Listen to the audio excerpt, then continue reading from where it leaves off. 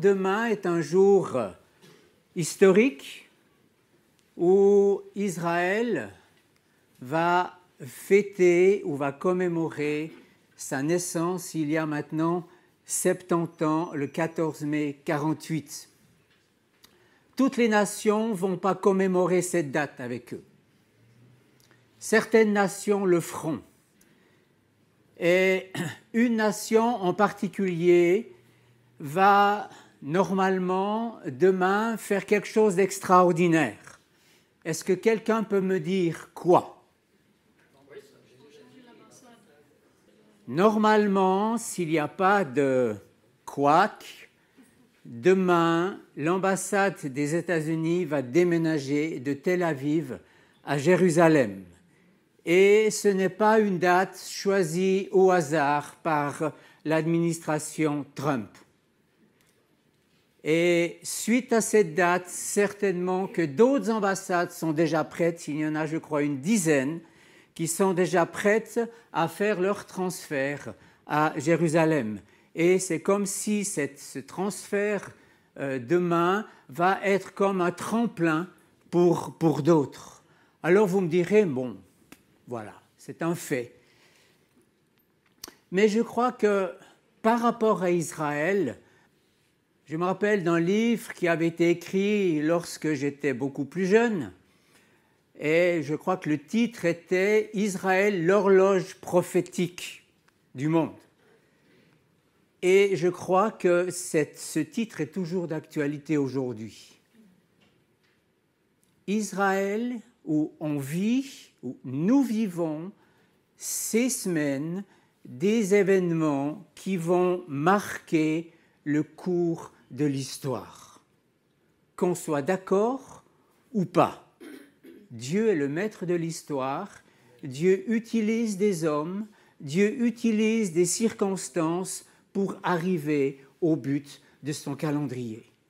Et ce que j'aimerais partager avec vous ce matin, c'est que ce n'est pas l'histoire d'Israël, c'est l'histoire, la grande histoire de l'humanité qui est en train de se dérouler.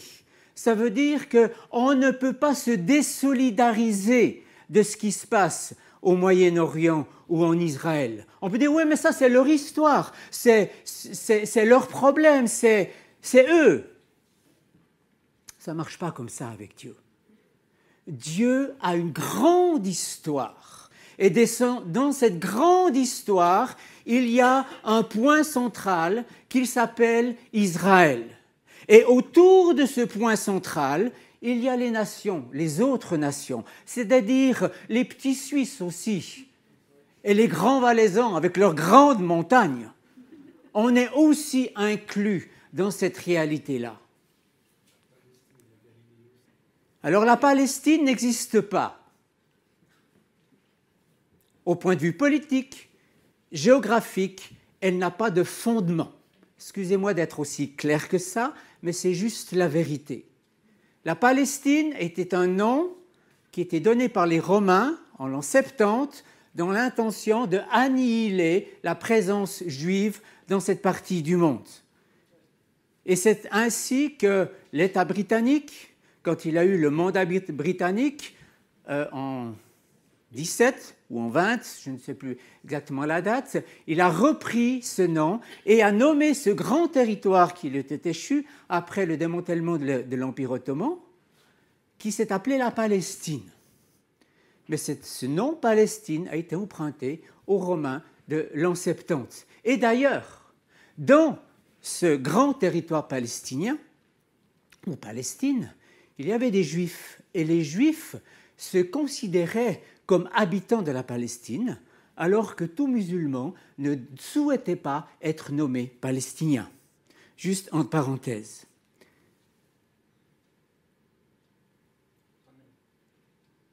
Donc, on vit des temps importants. Et je ne sais pas si vous suivez un petit peu l'actualité, mais il y a des événements qui sont marquants, qui me disent « oui, mais ça n'a rien à voir avec Israël ». Par exemple, le rapprochement des deux Corées, ça n'a absolument rien à voir avec Israël. il sent qu'il y a un rapprochement des deux Corées, Corée du Nord avec la Corée du Sud, que le président de la Corée du Nord est en train de démanteler ses centres d'essais nucléaires. Vrai ou pas vrai, je n'ai pas été voir sur place, mais c'est ce qu'on entend dans la presse. Et on se dit, oui, mais ça n'a rien à voir. La Corée du Nord, la Chine, l'Iran, la Syrie, tout ça, c'est, je ne veux pas dire dans la même soupe, mais tout ça est relié ensemble. Il y a eu une décision aussi importante cette semaine qui a fait grincer des dents beaucoup de gens, d'accord ou pas d'accord, c'est fait.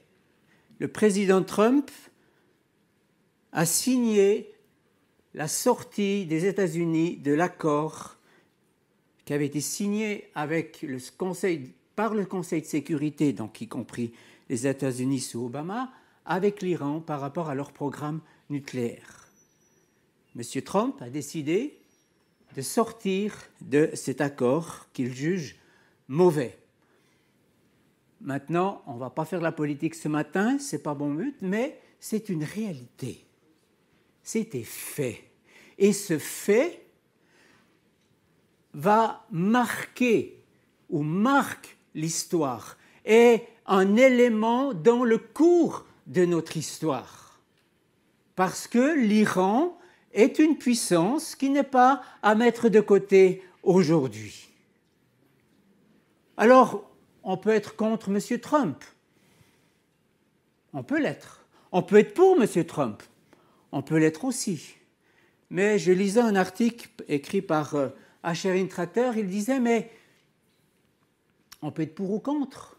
Mais le fait est que ce président-là est l'une des personnes, pour ne pas dire la personne, la plus influente sur la planète aujourd'hui.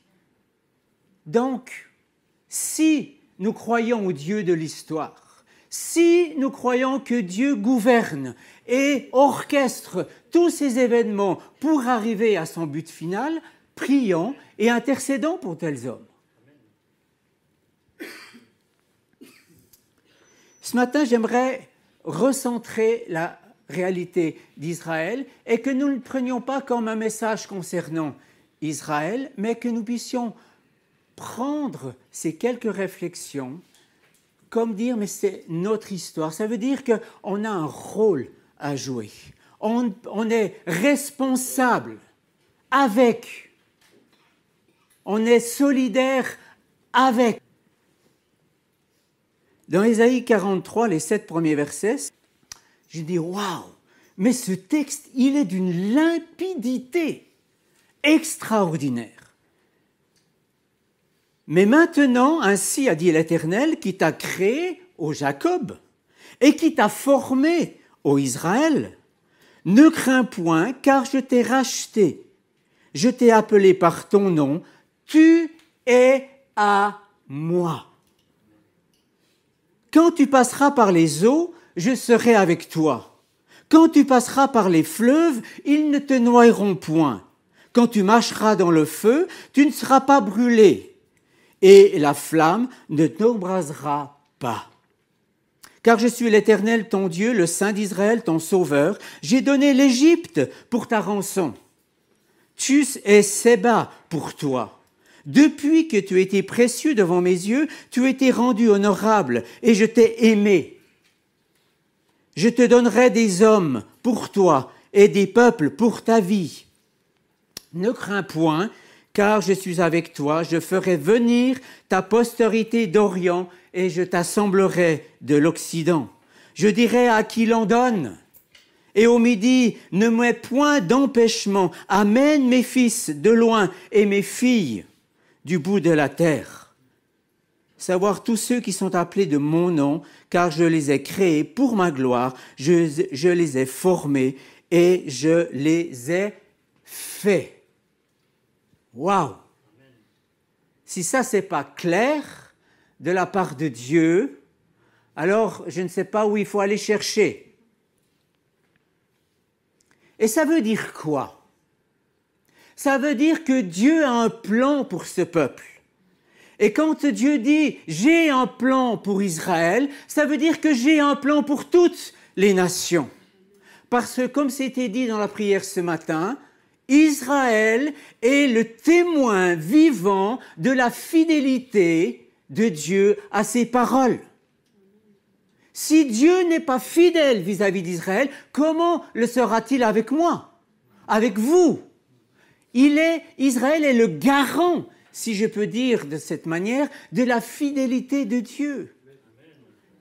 Et de regarder la fidélité de Dieu vis-à-vis d'Israël, pas qu'il est meilleur. Quand on regarde ce qui a gagné l'Eurotruc hier soir, eh ben c'est pas beau. On a vu juste un clip de cette personne, on n'est pas fiers.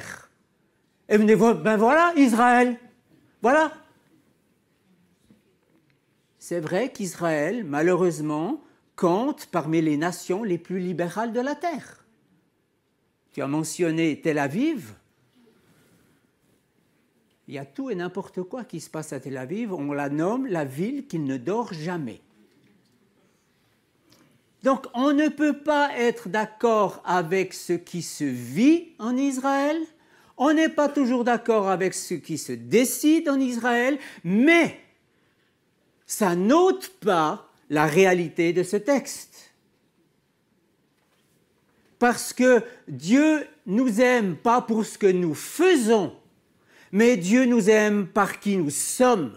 Et Dieu s'est choisi un peuple, le plus vil des peuples, ou le plus moindre des peuples, dit-il dans Deutéronome, parce qu'il y a un plan, et ça c'est le plan de Dieu. Et ce que j'aimerais souligner ce matin, c'est que si on montre du doigt Israël, ou si on combat Israël, vous savez qui on combat? On combat Dieu. Alors est-ce que je serai plus fort que Dieu? Est-ce que Dieu va accepter que je lutte contre lui? Sans conséquence? Oh, je peux m'élever contre Dieu. Dieu me laisse la possibilité, mais il va avoir des conséquences. Donc, voilà où notre responsabilité intervient. On ne peut pas dire, c'est pas mes oignons, c'est les leurs, qui pèlent leurs oignons et qui pleurent. Moi, je vais faire des frites, et je vais manger des frites, parce qu'on ne pleure pas quand on mange des frites. Ou une raclette, pourquoi pas. Mais il y a des petits oignons. Donc, je ne peux pas me séparer, je ne peux pas me désolidariser du peuple de Dieu. C'est pas possible, surtout en tant que chrétien, surtout en tant que ceux qui ont accepté Yeshua comme sauveur et j'espère comme Seigneur. C'est-à-dire qu'au Seigneur, on ne dit pas non. On est censé toujours dire oui.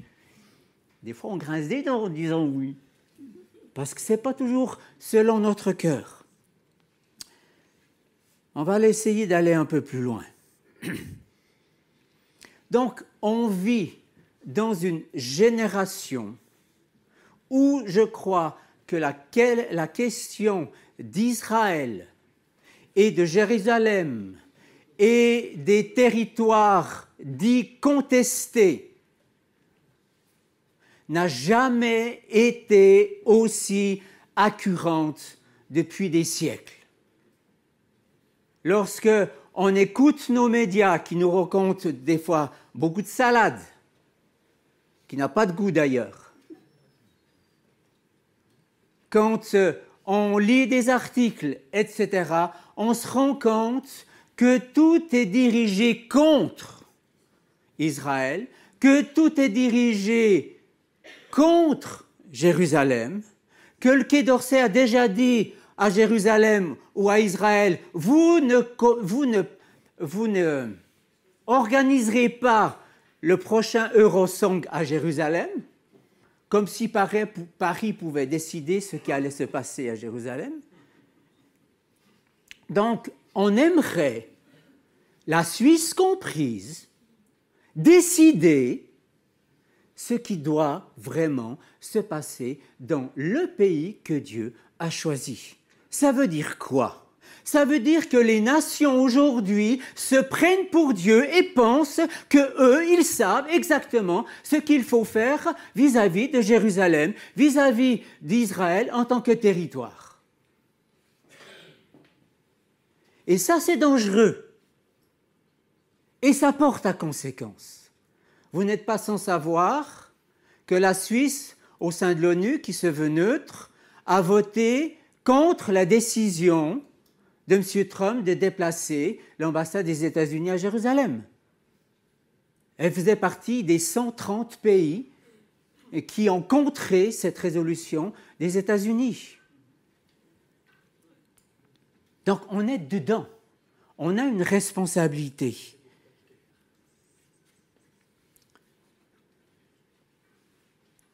Le prophète Zacharie a dit ceci au chapitre 8, au verset 20 à 23. « Ainsi a dit l'Éternel des armées, encore, il arrivera que les peuples et les habitants de plusieurs villes viendront, et que les habitants de l'une iront à l'autre en disant « Allons, allons supplier l'Éternel et rechercher l'Éternel des armées, je m'en irai moi aussi. » Ainsi, plusieurs peuples et plusieurs nations viendront rechercher l'Éternel des armées à Paris, à New York, à Washington, et y supplier l'Éternel.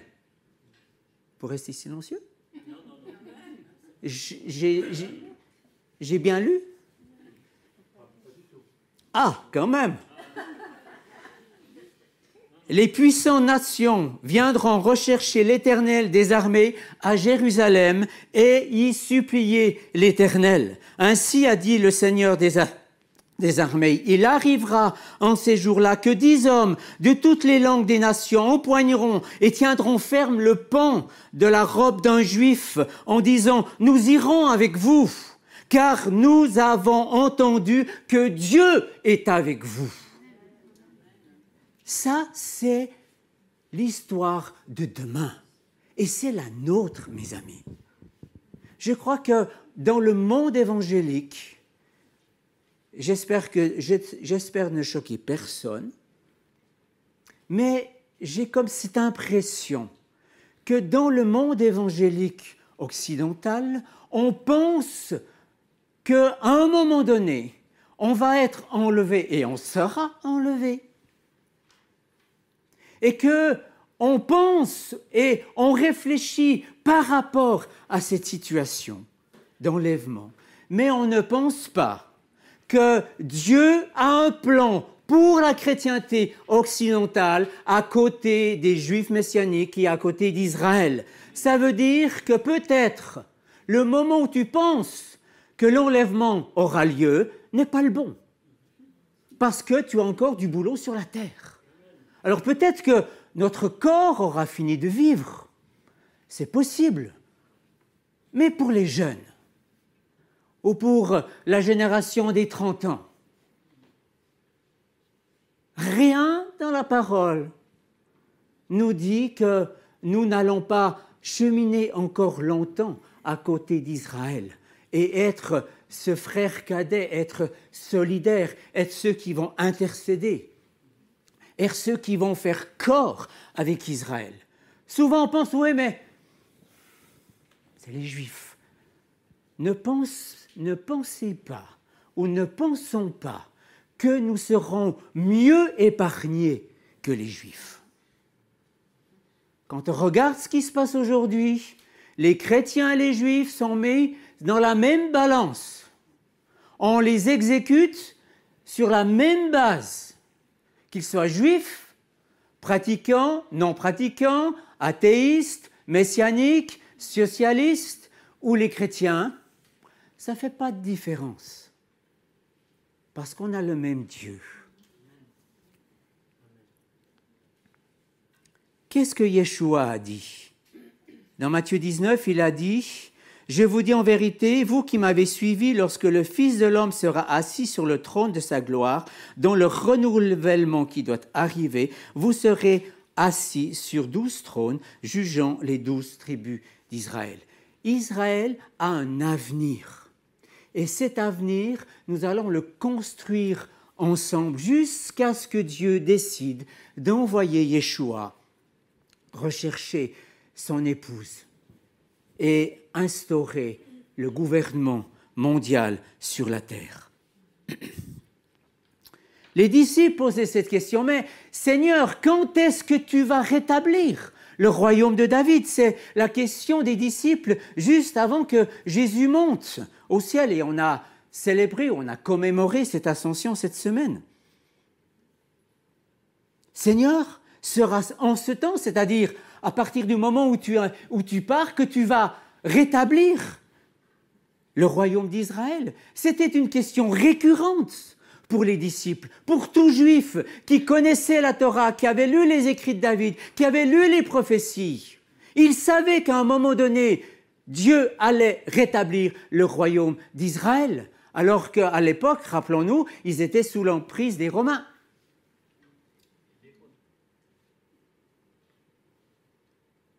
Donc, qu'est-ce que ça veut dire ? Ça veut dire qu'il y a une suite, ça veut dire qu'il y a un développement. Et Dieu, dans sa grâce, vous me direz peut-être que ce n'est pas une grâce, je ne sais pas comment vous le prenez, mais il nous invite à être des co-acteurs dans cette grande histoire de l'humanité. Parce que nous sommes des privilégiés. Le salut vient des Juifs, il a été prié ce matin. Et c'est vrai. Et donc, nos racines de notre foi sont juives, qu'on le veuille ou pas. Et donc, il ne peut pas y avoir de place dans nos cœurs d'antisionisme, d'antisémitisme et d'anti-je ne sais pas quoi. Parce que c'est incompatible. Si je crois en Yeshua, je ne peux pas être antisémite. Je ne peux pas combattre le plan de Dieu. Et je crois qu'aujourd'hui, plus que jamais, la chrétienté occidentale et nous, chrétiens, ici dans ce Valais, nous avons besoin de nous positionner clairement non par rapport à Israël, parce qu'Israël fait des bourdes, comme notre gouvernement fait des bourdes, comme d'autres gouvernements font des bourdes. L'administration Trump n'est pas sans faute, sans faille, ni l'administration Macron, ni l'administration Angela Merkel et d'autres. Mais nous avons à nous aligner avec Dieu.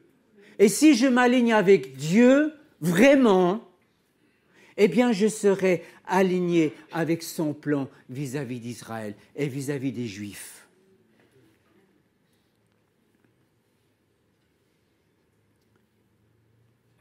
Dans les Actes, il est prophétisé qu'un temps de rafraîchissement vienne de la part du Seigneur et qu'il vous envoie celui qui vous avait été annoncé auparavant, Christ Jésus, nous dit l'auteur des Actes, que le ciel doit recevoir jusqu'au temps du rétablissement de toutes choses dont Dieu a parlé par la bouche de tous ses saints prophètes depuis longtemps. Donc on ne peut pas dire que c'est l'Ancien Testament. D'ailleurs, c'est un faux nom. C'est Luc qui est le scribe des actes. Donc, un Luc qui a vécu dans l'environnement de Yeshua. Et donc, il parle qu'à un moment donné, il y aura des temps de rafraîchissement qui vont venir sur la terre pour accomplir cette parole de Romains où tout Israël sera sauvé.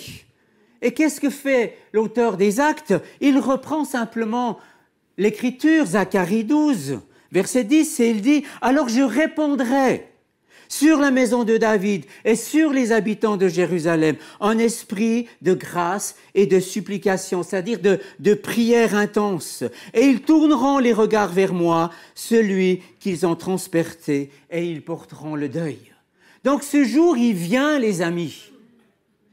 Et nous avons à accompagner l'arrivée de ce jour par notre intercession, par notre amour pour Dieu vis-à-vis du peuple d'Israël. Qu'ils soient messianiques ou pas, ils sont juifs. Et c'est vrai qu'en Valais, on n'a pas de grande communauté juive. Et il n'y en a pas, à ma connaissance. Il y a certainement des juifs par-ci, par-là. Mais il n'y a pas vraiment de communauté Donc c'est difficile pour nous Valaisans d'avoir des contacts avec une communauté juive. C'est plus facile dans le canton de Vaud, il y a Lausanne ou Genève ou d'autres villes de Suisse. Donc Dieu poursuit un plan et la finalité de ce plan, nous la connaissons parce que nous avons lu notre Bible. Quand le prophète Zacharie, au chapitre 14, dit, verset 4, « Ses pieds, les pieds de qui? De Yeshua, se poseront en ce jour-là sur la montagne des Oliviers qui est en face de Jérusalem, à l'Orient. Et la montagne des Oliviers se fendra par le milieu, à l'Orient et l'Occident, et il y fera une grande vallée.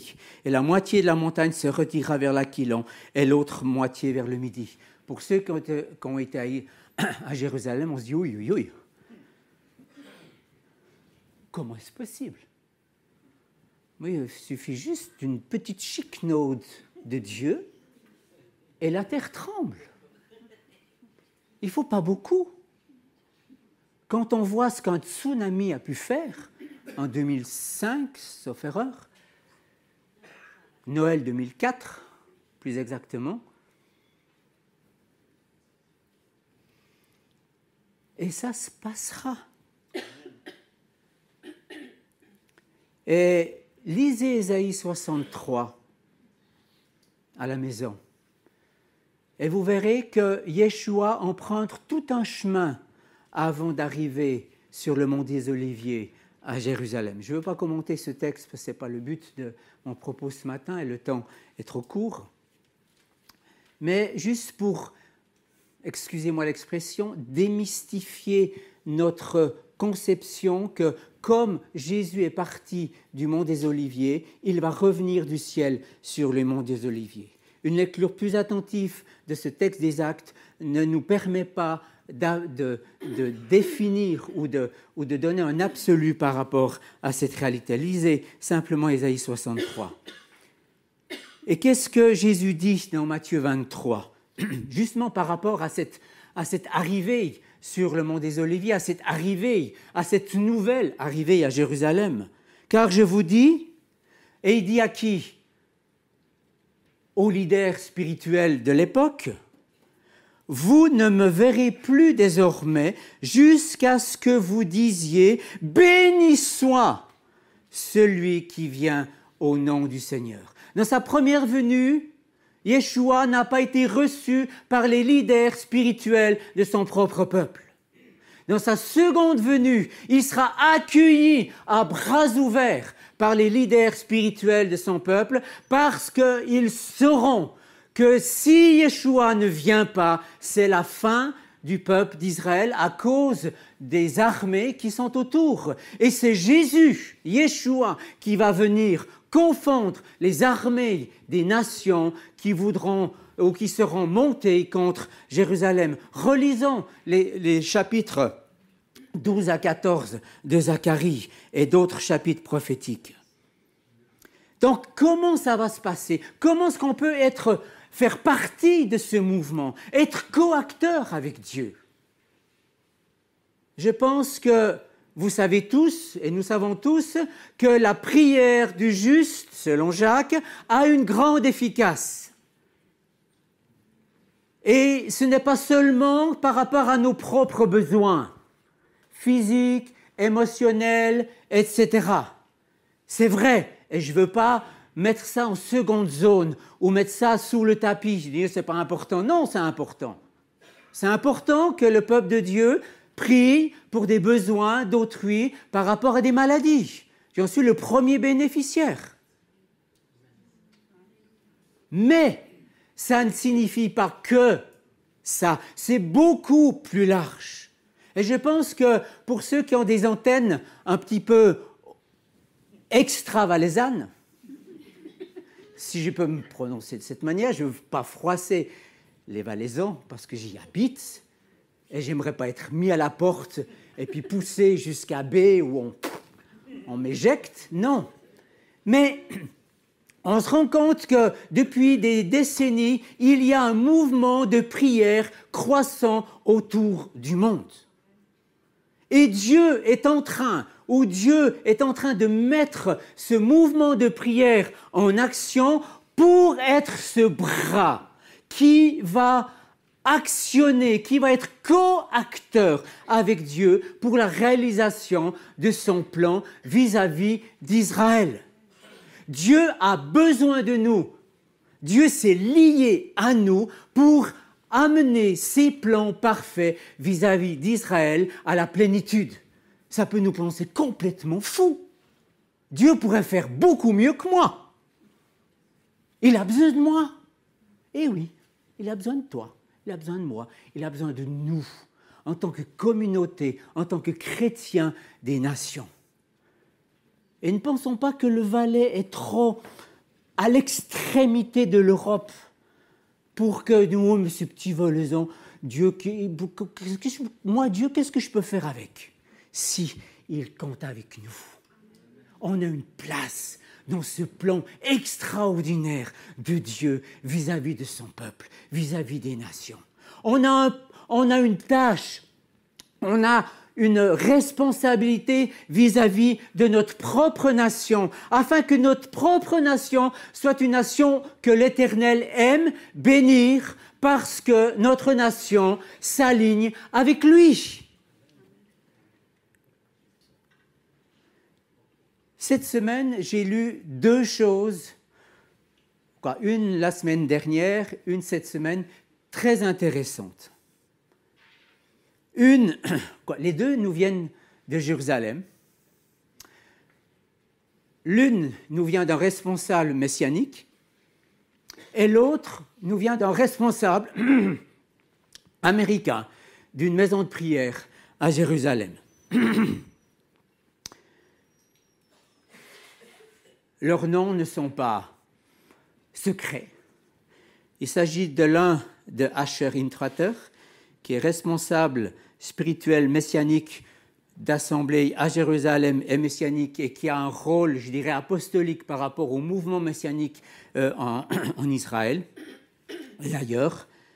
Et il parle justement de la prière. Et il a lancé sur son site, Revival Israël, un appel de prière urgente cette semaine. 5 points. Alors, je vais juste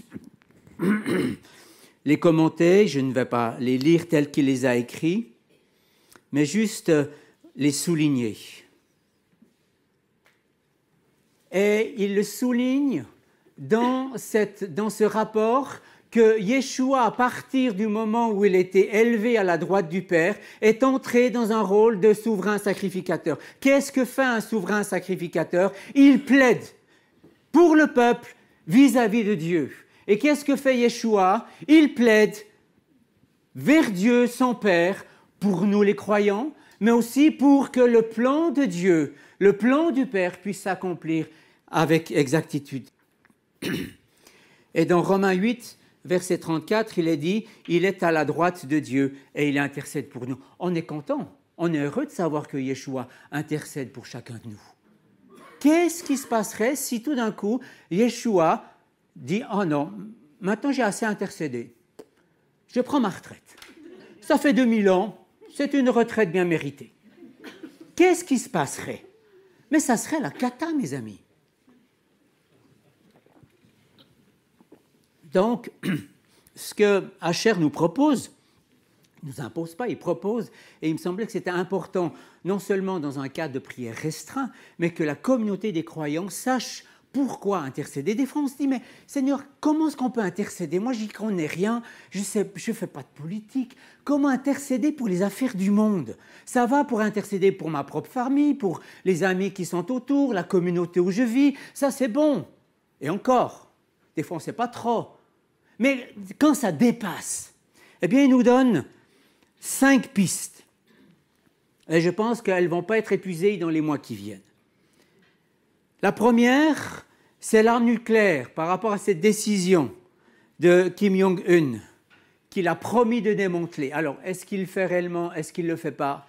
En tout cas, il l'a promis. Donc, on peut prier pour qu'il le fasse. Parce qu'on sait que ça va avoir une influence mondiale. Monsieur Trump, oh là là, prier pour Monsieur Trump, non, quand même. Pour un homme pareil, eh bien oui, prier pour nos autorités. Ah oui, mais M. Trump, ce n'est pas mon autorité. Moi, c'est M. Berset cette année, mon président. Priez pour les autorités qui vous gouvernent. Et les États-Unis, qu'on le veuille ou non, ont une influence sur la gouvernance du monde. Donc, prions pour ceux qui sont en poste d'influence sur la politique mondiale.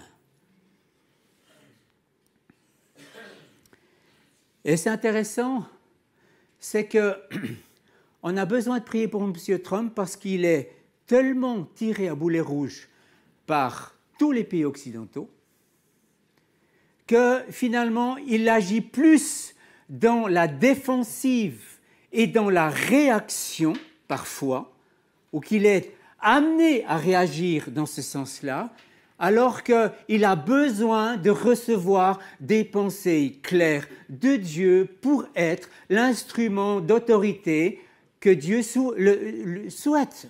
Pensons à Darius, roi perse. Est-ce que c'était un bon roi? En tout cas païen. Alors que M. Trump a quand même encore un fond chrétien. Il vient d'une nation chrétienne. Donc, prions pour l'administration Trump. Prions pour les médias, parce que les médias, eh bien, elles nous désinforment plus qu'elles nous informent. Dans ce qu'elle nous dit, elle a déjà tiré son interprétation et sa conclusion, au lieu de nous dire simplement des faits. Au lieu de nous dire, eh bien, l'ambassade américaine va être déplacée à Jérusalem, on nous dit c'est une mauvaise idée. C'est une interprétation. C'est l'interprétation des médias et d'autres.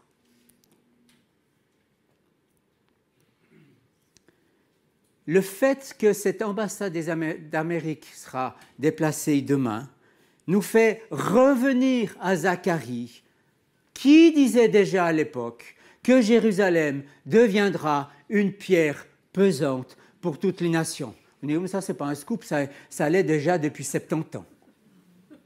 Mais je pense qu'on entre dans une autre phase où on va certainement avoir des levées de boucliers, même dans nos médias suisses, parce que déjà le gouvernement s'est positionné contre ce transfert. Donc on n'est déjà pas aligné en tant que gouvernant avec la réalité historique que Jérusalem est la capitale d'Israël. On est déjà en décalage au niveau gouvernemental. Et ce que je crois que Dieu désire, c'est que nous, en tant que chrétiens rassemblés ici, nous ne suivions pas ce mode de pensée, mais que nous acceptions, parce que c'est le choix de Dieu. C'est Dieu qui a choisi Jérusalem, ce n'est pas les hommes. Que nous puissions être d'accord avec ce que Dieu nous dit et non ce que nos gouvernants peuvent nous dire. La cinquième chose, c'est ces 70 ans d'alignement. Et c'est sûr que durant ces 70 années, eh bien, il y a eu un mouvement d'alignement des nations ou de désalignement des nations. Chaque nation s'est alignée à une ligne. Certains se sont alignés en faveur d'Israël, certains autres se sont alignés en défaveur d'Israël. Mais il y a eu alignement. Le monde n'a pas pu rester tranquille, n'a pas pu rester sans réaction par rapport à cette réalité. Et c'est là qu'intervient la deuxième image, ou la deuxième pensée, c'est Rick Reddings qui a eu une vision au mois de mars et que j'ai reçue dernièrement. Et cette vision, je vais juste la commenter. En somme, qu'est-ce que Rick Reddings a vu? Il a vu un échiquier. Moi, je ne suis pas joueur d'échecs, j'y connais rien, mais je sais que dans un jeu d'échecs, il y a un chevalier, il y a une roi, il y a une reine, il y a une tour et compagnie, puis il faut se battre et puis voilà. Lui, il a vu des chevaliers, et ces chevaliers représentaient les gouvernements de la terre, ou les gouvernements de chaque nation. Et ces gouvernements étaient entourés d'intercesseurs. Waouh, c'est chouette! Où c'est moins chouette, c'est qu'une partie de ces gouvernements avait tourné le dos à Israël et à Jérusalem. Et que les intercesseurs qui étaient avec eux étaient d'accord et à eux aussi avaient tourné le dos. C'est-à-dire qu'ils n'avaient pas conscience du plan de Dieu par rapport à Jérusalem, à Israël. Mais dans certaines nations, il y avait des intercesseurs qui avaient compris le message de Dieu. Et c'est un petit reste qui avait choisi de se tourner vers Dieu, mais en direction d'Israël, se positionner par rapport à Jérusalem, qui était le siège du royaume de la terre. Et ces intercesseurs,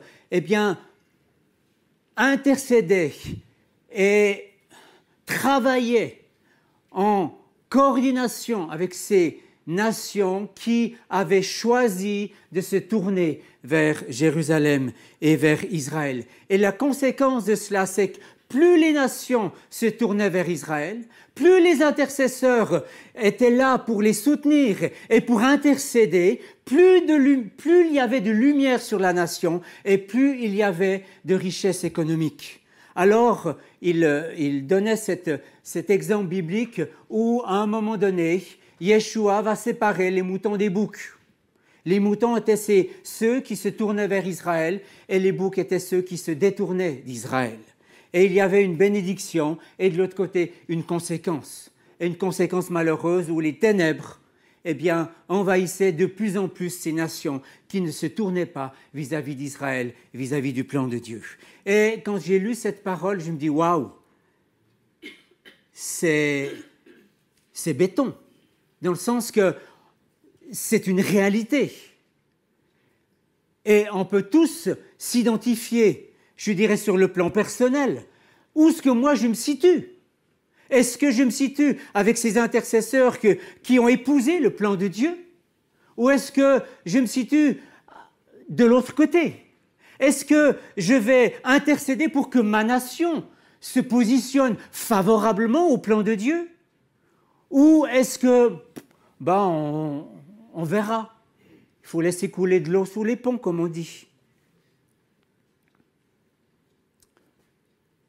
Donc, ça veut dire ceci, et je conclurai par là, qu'il y aura un temps, peut-être beaucoup plus près de nous, que nous pouvons le penser, où le peuple juif ne sera pas en fuite de nos nations vers Israël, mais sera en fuite d'Israël vers des nations refuges, parce que la pression sur Israël, le conflit sur Israël sera tellement fort que certains Juifs vont vouloir sortir d'Israël. Mais où vont-ils aller? Si les nations n'ont pas fait un choix de les accueillir. Et ma prière et notre prière, est-ce que l'Église, la chrétienté suisse, va agir comme le gouvernement a décidé lors de la dernière guerre de fermer les frontières? Ou est-ce qu'on va accueillir en tant que Suisse, en tant que Valaisans, où nous avons une histoire avec du passage des Juifs lors de la Seconde Guerre? Est-ce que vous le savez? Ils passaient par Champéry, ils passaient par Finhaut, descendaient la vallée du Trian, parce qu'il y avait des passeurs qui étaient contre gouvernement et qui laissaient passer des Juifs à la frontière française. Est-ce qu'on va être de ceux-là qui vont accueillir, même si on n'a pas le droit? Donc, je crois que notre histoire, profondément, est liée au peuple juif. Parce que nous en sommes issus, non de sang, mais de vie spirituelle. Et je ne sais pas comment vous percevez ce message ce matin. Peut-être que c'est un petit peu radical. Peut-être que vous le prenez au yo-yo. Qu'est-ce qu'il a mangé ce matin, le prédicateur? Mais franchement, honnêtement, c'est quelque chose qui est là sur mon cœur et que je ne peux pas me départir. Pas seulement pour ce matin, mais pour le temps qui vient. Parce que c'est une heure urgente pour le peuple de Dieu de se positionner clairement en faveur du plan de Dieu et de devenir des acteurs, des co-acteurs avec lui, et non simplement de ceux qui regardent l'histoire et qui disent « Oh là là, quelle horreur !» Mais on peut changer le cours de l'histoire. Parce que Dieu écoute la prière de ceux qui prient selon le cœur de Dieu. Seigneur,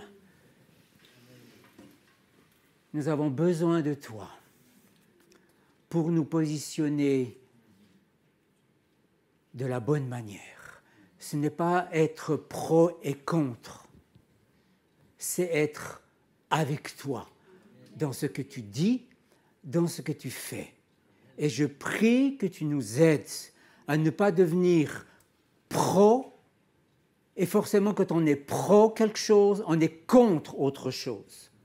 Seigneur, on ne peut pas être contre les nations, parce que tu as un plan avec toutes les nations et tu as un plan rédempteur avec toutes les nations, y compris les nations arabes, y compris les nations hostiles à ton peuple aujourd'hui.